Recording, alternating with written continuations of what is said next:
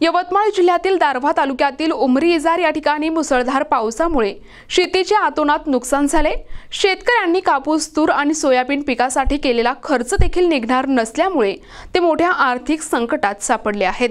उमरी इजार परिसरातील शेतीमध्ये पावसाचे पाणी साचल्यामुळे पिके पूर्णपणे उद्ध्वस्त झालीत। यासोबतच नाल्यात असलेल्या पुरामुळे शेतकऱ्यांची शेतजमीन वाहून गेली। त्यामुळे गावकऱ्यांनी तातडीने नाला खोल करण्याची मागणी केली आहे।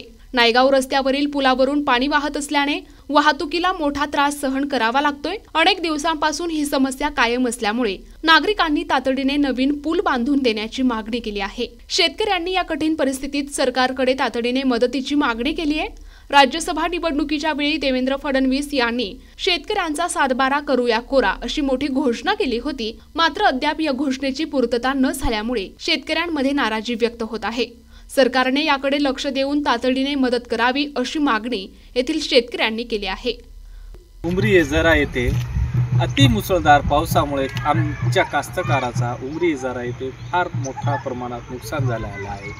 तरी सरकारकडे आमची विनंती आहे, तरी तातडीत लक्ष आमच्या शेतात येऊन पंचनामे करून आम्हाला तातडीने मदत मिळावी व आमच्या गावावरून पूल जाणारा हा पूल तातडीने पूर्ण बनावा, कारण त्याच्यामुळे रस्त्यावर लोकांना येण्या जाण्याची अडचण निर्माण होऊ राहिली। गेल्या अनेक वर्षापासून नाल्याचं काम आत्तापर्यंतही नाही झाला। खोलकरण तातडीने करून द्यावा। अनेक कास्तकारांच्या पराठी तूर वाहून जात आहे। खूप अतोनात नुकसान होत आहे, तरी या गोष्टीवर कोणी लक्ष केंद्रित करत नाही आहे। सरकारची ही जबाबदारी आहे।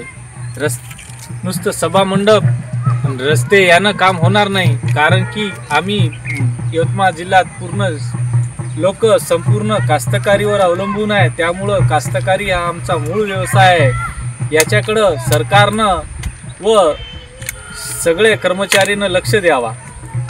अनेक संकटांना मात करत शेतकरी लढत आहे।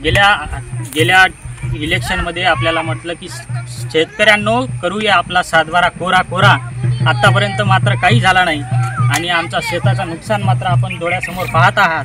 कृपया शासन याच्यावर नक्कीच लक्ष केंद्रित करायला पाहिजे आणि शेतकऱ्यांच्या मदतीला धावून यायला पाहिजे।